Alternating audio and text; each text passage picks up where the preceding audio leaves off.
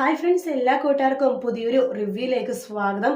അങ്ങനെ കഴിഞ്ഞ പ്രാവശ്യത്തെ പ്രൊമോ, അതായത് ഇന്നലത്തെ പ്രൊമോയിൽ കാണിച്ചത് ആകെ തിങ്കളാഴ്ചത്തെ ചൊവ്വാഴ്ചത്തെ എപ്പിസോഡ് മാത്രമാണ് കാണിച്ചത്.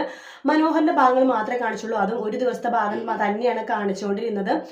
അങ്ങനെ നമ്മുടെ മനോഹറിന്റെ പെട്ടുപോകുവാണ് സരയുവിനെയും അതുപോലെ തന്നെ നിഷയുടെ മുമ്പിൽ. സരയു നിഷക്കും പരിചയമുണ്ട്. കാരണം വെച്ചാൽ ഇവരുടെ കല്യാണം വിളിച്ചപ്പോഴേക്കും സരയുവിനെ പരിചയപ്പെട്ടതാണ് നിഷ.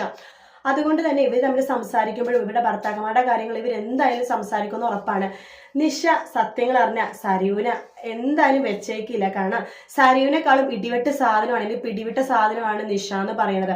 അതുകൊണ്ട് തന്നെ മിക്കവാറും സരയു കൈ വീശുമ്പോഴേക്കും കല്യാണിനെ പോലെ അടികൊണ്ട് നിൽക്കുന്ന പെണ്ണൊന്നല്ല നിഷ. സരയു ഒന്ന് കൊടുത്ത നിഷ രണ്ട് കൊടുക്കും. ആ ഒരു രീതിയിലാണ്. എന്തായാലും മനോഹറിനെ പിടിക്കപ്പെടാൻ പോകണമെന്നില്ല കേട്ടോ. കാരണം പ്രൊമോയിൽ അവർ തന്നെ പറയുന്നുണ്ട്, മനോഹർ പൂച്ചനെ പോലെയാണ്, എങ്ങനെ വീണാലും 4 കാലിലേ വീഴുള്ളൂ.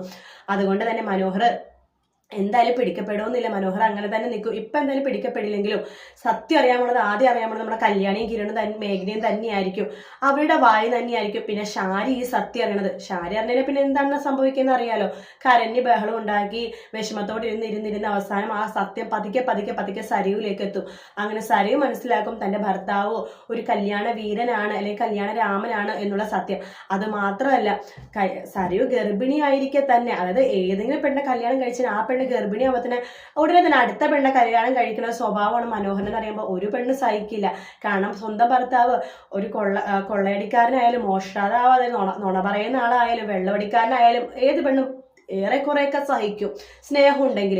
പക്ഷെ ഇത് സ്നേഹവും ഇല്ല. ഉള്ള സ്നേഹം കള്ള സ്നേഹവും പിന്നെ കൊടുക്കുന്ന സ്നേഹവും എല്ലാ പെണ്ണുങ്ങൾക്കും കൊടുക്കുന്നുണ്ട്. വേറൊരു സ്ത്രീയായിട്ടുള്ള ബന്ധമുള്ളത് കൊണ്ട് സരയു എന്തായാലും ഇത് അംഗീകരിക്കാൻ പോകുന്നില്ല. എന്തായാലും നല്ല അടിപൊളി കിടക്കാച്ച എപ്പിസോഡ് വരാൻ പോകുന്നത് സരയുവിന്റെ നിഷയുടെ ഫൈറ്റ് ആണ് കേട്ടോ. ഇനി കൂടുതൽ കാണാൻ പോകുന്നത് സരയുവിനെ എന്തായാലും നിഷ വലിച്ചു കയറുന്ന കാര്യത്തിൽ ഒരു സംശയവും വേണ്ട.